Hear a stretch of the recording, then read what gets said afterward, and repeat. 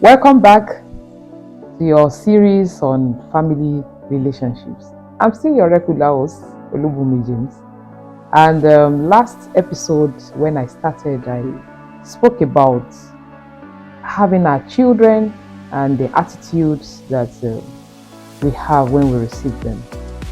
I spoke about seeing them as blessings from God, seeing them as individuals, seeing them as special people, though in a small body, but they are not inferior.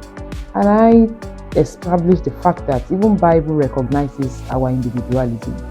So as parents, these children are not just there to disturb you, but they are there for you to raise them, because now you have a family. Now I was supposed to start with defining a family, because I was talking about a family relationship. Please pardon me for that. Let me quickly define the family so that we have a good understanding of what we are to do during this talk. What is a family? What is a family? We all know the definition if you have done social study before. They're a group of people that are related by blood or by marriage. That is the simple definition of family. They are groups of people. So it's either you are related by blood or you are related by marriage. And everyone here, we are related this way. You are a child to someone, you are a wife to someone, you are an in-law to someone. And that is how the family network is all about. So let's go to the business of the day. We are looking at the blood relations now, you and your children. Those children, I said in the last episode that boy or girl, there is no difference for now when they are young and they are growing in the house. But as they grow, you start seeing some things that are peculiar to the boys and the things that are peculiar to the girls. Now, before they reach like preteen age, they may do things commonly. You may see some things in them that is just, the same. The boy might decide to wear the sister's dress or might be dancing like a girl or whatever. Don't think that because of the weird thinking we have today, don't think that, that child is supposed to be a girl, that's why he's doing that. No. At that tender age, it's not really, there's nothing, too special about whether they are boy or girl. They only copy what they see. Girls tend to copy mommies more, boys tend to copy daddies more. And if it's a boy that is most of the time with the woman, with the mother, he tends to copy what the mother does until they grow up and they start showing some traits in their individualism. So I'm going to be looking at the individualism of our children. They are an individual. And in psychology, there's what we call Big Five. The 5 factors that they use to assess the individualism or our traits, our persons.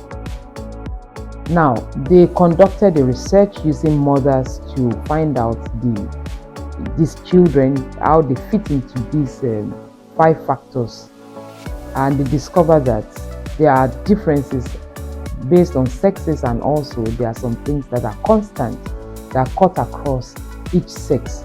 I mean, both sexes, that is male and female. So whether you have a boy or a girl, you see some things that is constant with both of them, and you see little differences as they grow in their preteens. Now I'm going to mention the 5, pardon me, I will mention, but I will explain them in a way that you can understand. Now the first factor is, they call it openness. Now openness is having insight. People that are open to, they want to do something new. They have insight, they have imaginations, they can imagine things. They are open to, adventures. They want to do things that is just like delve into things that it's not been done before. They have high imagination of things. Then we have conscientiousness, that is, they have good impulse control. They have the ability to control themselves. There are some people that self-control is very high. They don't jump on things emotionally, they don't act on impulse, and they are extremely organized. So this is another factor. Then we have extra, we have sorry, pardon me, we have extraversion. Extraversion talks about, people that are high, they have high emotional expressions. They, how do I put it, they are out. They are out. They easily make friends. When they are somewhere, they are there.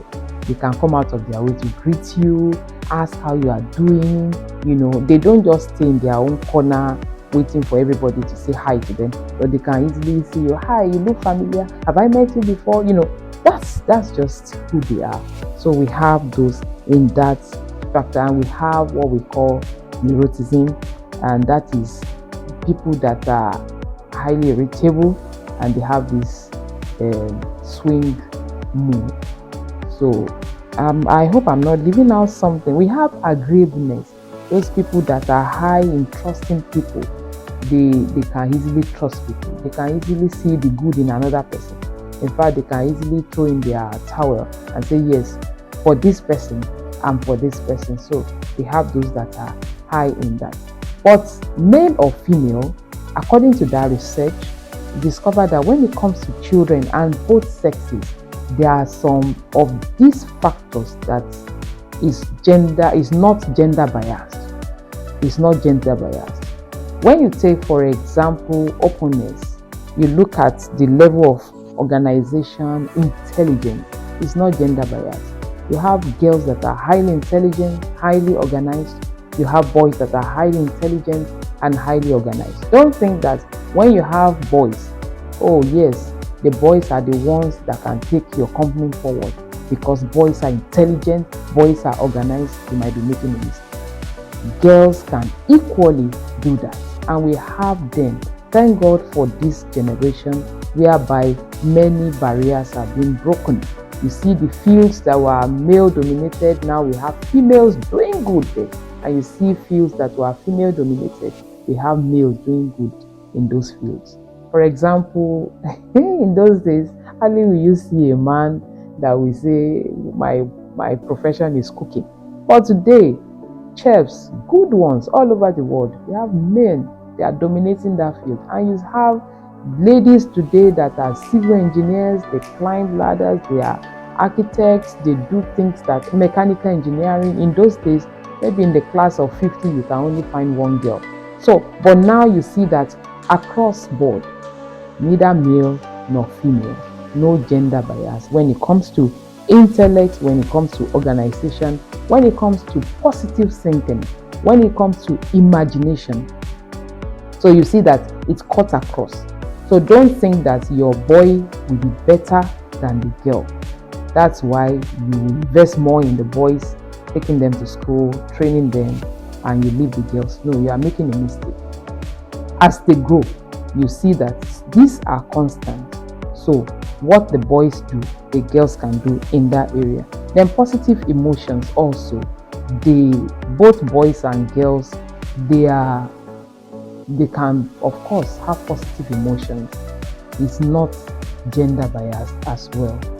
They can be irritated, of course, if there's something happening, or they can feel good about issues, that has nothing to do with because this one is a girl or this one is a girl.